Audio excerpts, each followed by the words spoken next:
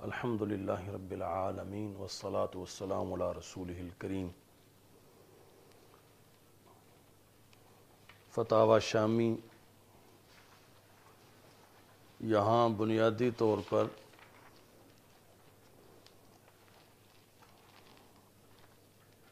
یہ جاننا ضروری ہے کہ ایک ہیں ماتن اس کتاب کے، دوسرے ہیں شارح اور تیسرے ہیں محشی۔ اور ماتن جو ہیں وہ ہیں امام طمرطاشی اور شارح ہیں امام حسکفی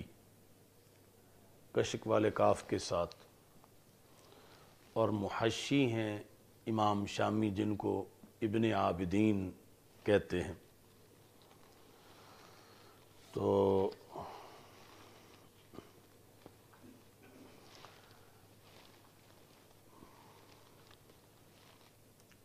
ماتن طمرطاشی ان کا لقب ہے شمس الدین طمرطاشی۔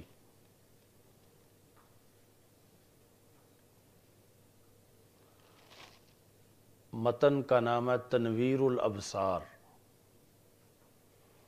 اور تنویر الابصار کی شرح ہے در مختار۔ در مختار کے مصنف ہیں امام حسکفی علاء الدین محمد بن علی حسکفی۔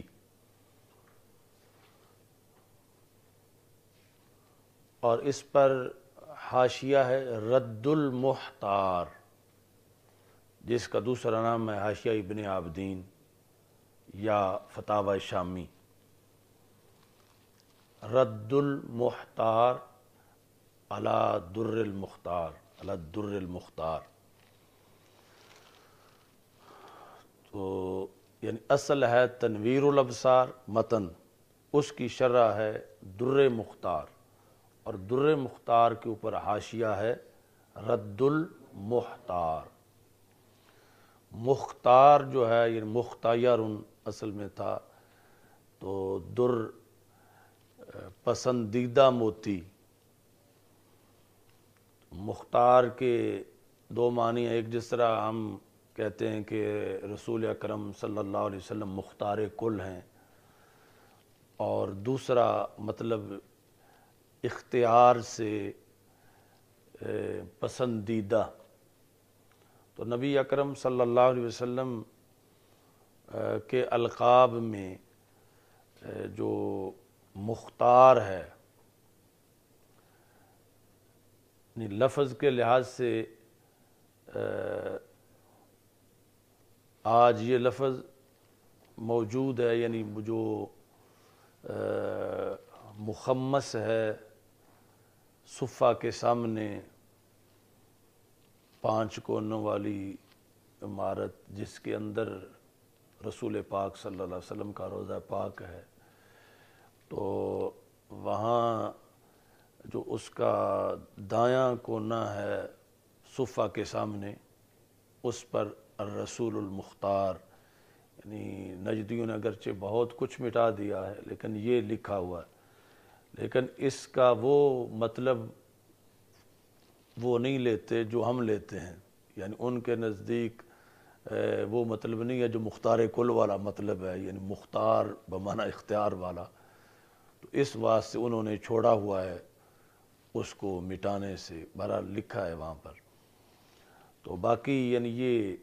اختیارات سے دونوں مطلب جو ہیں وہ لیے جا سکتے ہیں، لیکن یہاں جو کتاب کا نام ہے تو وہ مختار بمعنی پسندیدہ۔ رد المحتار، تو محتار جو ہے وہ حیرت زدہ، حیرت زدہ یعنی محتار سے مراد یہ ہے کہ ایک بندہ رستہ گم کر چکا ہے اور اپنی منزل کھو چکا ہے، یہ ہے محتار۔ تو رد المحتار کا مطلب یہ ہے کہ اسے منزل کی طرف واپس لوٹانا، منزل کی طرف پہنچانا۔ تو یہ یعنی حاشیہ ابن عابدین یا رد المحتار علی الدر المختار۔ اچھا جی،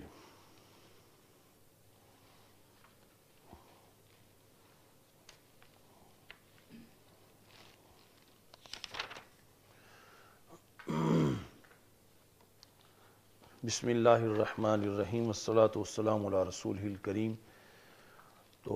یہ خطبہ ہے فتاوی شامی کا، یعنی حاشیہ ابن عابدین کا۔ احمدو کا، اے اللہ میں تیری حمد کرتا ہوں۔ احمدو کا یا من، اے وہ ذات، تنزہت ذاتہ، اے وہ ہستی کہ جس کی ذات پاک ہے۔ کس سے پاک ہے؟ عن الاشباہ والنظائر، اشباہ اور نظائر سے، یعنی جس کی مثل کوئی نہیں، لیس کمثلہ شیء۔ اشباہ بھی جمع ہے اور نظائر بھی جمع ہے، اشباہ اور نظائر سے۔ وَأَشْكُرُكَ، اور میں اے اللہ تیرا شکر ادا کرتا ہوں۔ شکراً مفعول مطلق ہے اور پھر موصوف ہے۔ استزید، یہ سارا جملہ شکراً کی صفت ہے، یعنی ایسا شکر کہ جس شکر کے ذریعے سے، بہی میں جو ضمیر مجرور ہے وہ شکر کی طرف راجع ہے۔ استزید بہی، جس شکر کے ذریعے سے میں مزید چاہتا ہوں، جس شکر کے ذریعے سے میں حاصل کرنا چاہتا ہوں۔ کیا؟ من دورار غرر الفوائد ظواہر، یہ ظواہر یہ مفعول بھی ہے استزیدو کا، کہ جس شکر کے ذریعے سے میں حاصل کرنا چاہتا ہوں جواہر، یہ جو اردو فارسی میں گوہر ہے، کیونکہ عربی میں گاف نہیں ہے تو پھر گوہر کو جوہر پڑھا جاتا، پھر جوہر سے جواہر۔ تو جس شکر کے ذریعے سے میں قیمتی چمکنے والے موتی حاصل کرنا چاہتا ہوں، ظواہر چمکنے والے۔ اچھا جی، کس کے ذریعے سے؟ من دورر، دورر غرر، فوائد کے۔ غرر جو ہے یہ غرہ کی جمع ہے، جو کہ گھوڑے کے ماتھے کے اندر جو سفیدی ہوتی ہے اس کو کہا جاتا ہے۔ تو پھر کسی بھی چیز کی طرف جب غرر کی اضافت ہوتی ہے تو اس کے افراد میں سے جو مضاف الیہ ہے، اس کے افراد میں سے جو نفیس ترین افراد ہوں وہ مراد ہوتے ہیں، یعنی غرر الفوائد، فوائد میں سے جو بہترین فوائد ہیں ان کے موتی میں حاصل کرنا چاہتا ہوں اس شکر کے ذریعے سے۔ چونکہ اللہ تعالیٰ کا فرمان ہے لَإِن شَكَرْتُمْ لَأَزِيدَنَّكُمْ، اگر تم شکر کرو گے تو میں اور بھی دوں گا۔ تو شکر جو ہے یہ باعث ہے اضافے کا، تو اس بنیاد پر وہ کہتے ہیں کہ میں اللہ کا شکر ادا کرتا ہوں، ایسا شکر کہ جس کے ذریعے سے میں جو اہم فوائد کے موتی ہیں ان سے چمکتے جوہر حاصل کرنا چاہتا ہوں۔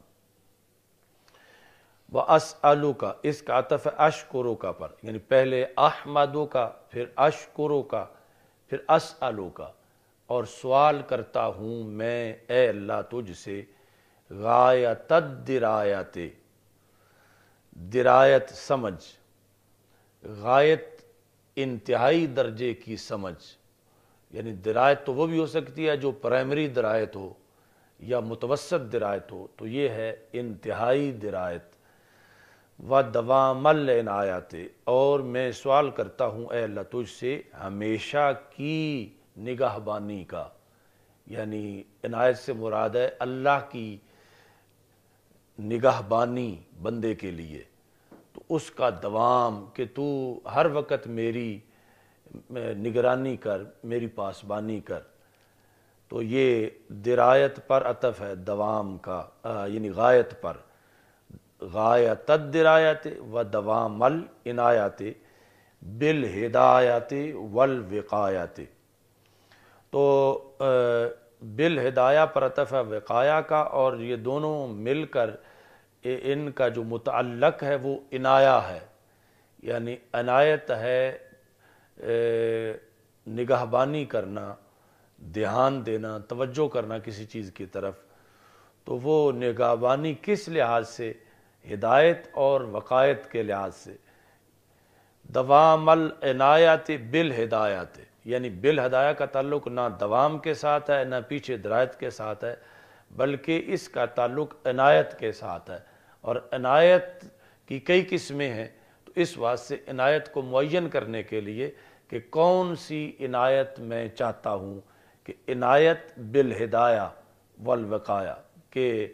میرا اللہ دھیان رکھے، میرا اللہ تعالیٰ میری پاسبانی کرے ہدایت کے لحاظ سے اور شر سے بچانے کے لحاظ سے، اس کا میں سوال کرتا ہوں۔ اچھا جی، تو یہ اصل میں اب سارے کتابوں کے نام ہیں جو فقہ کی مشہور کتابیں ہیں، تو اصطلاحی طور پر کتابوں کے نام ہیں اور لغوی طور پر یہاں مراد ہیں، یعنی یہاں معنی ان کا جو عرف میں کتابوں کا ہے وہ مراد نہیں ہے، یعنی ہدایہ جس طرح کتاب ہے، عنایہ کتاب ہے، ہدایہ کی شرح ہے، وقایہ ہے اور پھر شرح وقایہ ہے، آگے البدایہ والنہایہ ہے، آگے محیط ہے، ایضاح الحقائق ہے، کشف الخزائن ہے اور کنز الدقائق ہے، السراج الوہاج ہے، یہ سب یعنی کتابوں کے نام ہیں، ویسے فقہ کی کتابوں کے نام ہیں، لیکن یہاں پر ان کا لغوی مطلب جو ہے وہ مراد ہے۔ اچھا جی، فی البدایات والنہایات، یہ اس کا تعلق ہے اسألو کے ساتھ، کہ میں سوال کرتا ہوں تجھ سے مہربانی کا بدایت میں بھی اور نہایت میں بھی، یعنی آغاز کے اندر بھی اور انتہا کے اندر بھی، یہ بھی کتابوں کے نام ہے۔ وفتحا، غایہ پر عطف ہے کہ میں سوال کرتا ہوں اے اللہ تجھ سے کہ تو کھول دے دروازہ فتح باب المینہ، مینہ منیحہ تحفے کو کہتے ہیں، تو تحفوں کا دروازہ تو کھول دے، من مبسوط بحر فیض کا، تیرے فیض کے سمندر سے جو کھلا مقام ہے اس کا تو دروازہ کھول دے۔ المحیط، یہ فیض کی صفت ہے کہ ایسا فیض تیرا جو کہ احاطہ کرنے والا ہے حقائق کی وضاحت کا، لإیضاح الحقائق۔ اچھا جی، تو ایک تو میں فتح کا سوال کرتا ہوں، پھر وکشف خزائن الاسرار، اور میں سوال کرتا ہوں تجھ سے کہ تو اسرار و رموز کے جو دفینے اور خزینے ہیں ان کو کھول دے میرے لیے، لاستخراج درر البحار، تاکہ سمندروں کے موتی میں نکال سکوں، من کنز الدقائق، دقائق کے خزانے سے۔ تو حمد کے بعد پھر رسول اکرم صلی اللہ علیہ وسلم پر درود پڑھتے ہیں، وَأُصَلِّي وَأُسَلِّمُ، اور میں صلاۃ بھیجتا ہوں اور سلام، اے اللہ صلاۃ و سلام تیرے نبی صلی اللہ علیہ وسلم پر جو کہ سراج الوہاج ہیں، یعنی یہ کتاب کا نام ہے، اس کی جو قدوری کی شروحات میں سے بھی، تو میں جو تیرے نبی سراج وہاج ہیں، وصدر الشریعہ، اور شریعت کے صدر ہیں۔ تو ہر جو لقب ہے اس کے کئی پہلو ہوتے ہیں، مثلا مطلقاً اس امت میں امام اعظم تو رسول اکرم صلی اللہ علیہ وسلم ہے، لیکن امام اعظم ابو حنیفہ بھی کہا جاتا ہے۔ تو امام اعظم جس وقت امام ابو حنیفہ کو کہا جاتا ہے رحمہ اللہ تعالیٰ، تو اس وقت یہ ہے کہ امت کے اندر صحابہ کے بعد جو ائمہ ہیں ان میں امام اعظم، اور جس وقت رسول اکرم صلی اللہ علیہ وسلم کو کہا جاتا ہے تو پھر یہ ہے کہ انبیاء کے امام اعظم۔ تو آج کے یعنی غیر مقلدین جو ہیں وہ القاب کی اس تقسیم کو نظر انداز کرتے ہوئے اعتراض کرتے ہیں کہ وہ کہتے ہیں امام اعظم امام دین رحمت للعالمین صلی اللہ علیہ وسلم کہ یہ تو رسول پاک صلی اللہ علیہ وسلم کا لقب ہے اور تم ایک عام یعنی امتی کو دے رہے ہو۔ تو اس میں یہ ہے کہ یعنی اس کے علاوہ جو القاب وہ استعمال کرتے ہیں مطلقاً، تو ان میں بھی یہی تقسیم ہے، ورنہ اصل میں جو شیخ الاسلام ہیں یا جو حکیم الامت ہیں وہ تو سرکار دو عالم صلی اللہ علیہ وسلم کی ذات گرامی ہے کہ جو بانی ہیں اسلام کے، قائد ہیں۔ تو اس کے بعد یہ جو اس طرح کے القاب ہوتے ہیں ان کے اندر اضافی طور پر زمانے کے لحاظ سے مراد ہوتا ہے، جس طرح کہ حضرت صدیق اکبر رضی اللہ تعالی عنہ وہ صدیق اکبر ہیں، تو امتوں کے اندر نبیوں میں جو ہے وہ ظاہر ہے کہ یہ لقب اس دائرے کے اندر نہیں ہے، انبیاء کے بعد جو امتوں کا دائرہ ہے جس طرح یعنی قائد اعظم کا لقب ہے، تو یہ ساری صورتحال جو ہے وہ ہر لقب کا ایریا سامنے رکھتے ہوئے پھر اس کا مطلب بیان کیا جاتا ہے۔ تو امام اعظم ہم جس وقت نعمان بن ثابت کو کہتے ہیں تو اس سے مطلب ہرگز نہ صحابہ کا ایریا ہے نہ انبیاء علیہ السلام کا، بلکہ صحابہ کے بعد جو ائمہ ہیں امت میں ان کے لحاظ سے یہ کہا جاتا ہے۔ تو اعتراض تب بنتا ہے کہ جس وقت یعنی یہ کہنے والے، لقب دینے والے یا سمجھنے والے یہ مراد لے رہے ہوں دوسرا مطلب،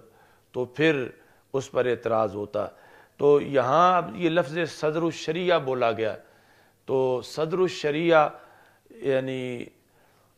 جو فقہا کے اندر عبید اللہ بن مسعود جو ہیں ان کا لقب ہے صدر الشریعہ، اور بعد میں جو ہے وہ اور بھی فقہا کو کہا گیا۔ تو حقیقت میں اب صدر الشریعہ جو رسول اکرم صلی اللہ علیہ وسلم ہے، تو یہاں پر یہ جو علی نبی کا السراج الوہاج و صدر الشریعہ، تو اب یہ لغوی معنی ہے اور اس کے لحاظ سے مراد رسول اکرم صلی اللہ علیہ وسلم ہے۔ اور بعد میں جو لقب دیے گئے جس طرح شاگردوں نے اپنے استادوں کو یا ہم عصر لوگوں کو دیا، تو وہ یہاں پر مراد نہیں ہے، چونکہ وہ تو صحابہ تابعین تبع تابعین کے بعد جا کر امام ہیں جن کے القاب جو ہیں وہ ایسے رکھے گئے ہیں۔ صاحب المعراج، تو معراج الدرایا کتاب ہے، تو صاحب المعراج وہاں جب ہوگا تو مطلب جنہوں نے معراج لکھی ہے، جس طرح صاحب ہدایہ کہا جاتا ہے، تو یہاں جو ہے وہ مراد ہیں وہ آسمانوں کا معراج جو ہے جو رسول اکرم صلی اللہ علیہ وسلم اس کے لحاظ سے صاحب معراج ہیں۔ تو یہ سارے القاب یہاں پر رسول اکرم صلی اللہ علیہ وسلم کے ہیں۔ وحاول مقامات الرفیہ، وہ ذات اے اللہ تیرے وہ نبی جو کہ مقامات رفیہ کے حاوی ہیں، یعنی جتنے بلند مقامات ہیں، جتنے بلند مقامات ہیں مخلوق کے اندر اللہ کے بعد، ان سب کے جو حاوی ہیں، چونکہ آپ سید الرسل علیہ الصلاۃ والسلام ہیں اور سید الخلق ہیں، تو اس بنیاد پر حاوی مقامات الرفیہ ہیں۔ تیسرے نمبر پر چونکہ رسول اکرم صلی اللہ علیہ وسلم اللہ تعالیٰ کی نعمتیں سرکار دو عالم صلی اللہ علیہ وسلم کے ذریعے سے ہم پر پہنچتی ہیں، اور شکر کامل تبھی ہو سکتا ہے جب رسول اکرم صلی اللہ علیہ وسلم پہ درود و سلام بھیجا جائے، اور پھر نبی اکرم صلی اللہ علیہ وسلم کے ساتھ ہمارا رابطہ اہل بیت اطہار رضی اللہ تعالیٰ عنہم اور صحابہ کرام رضی اللہ تعالیٰ عنہم کے ذریعے سے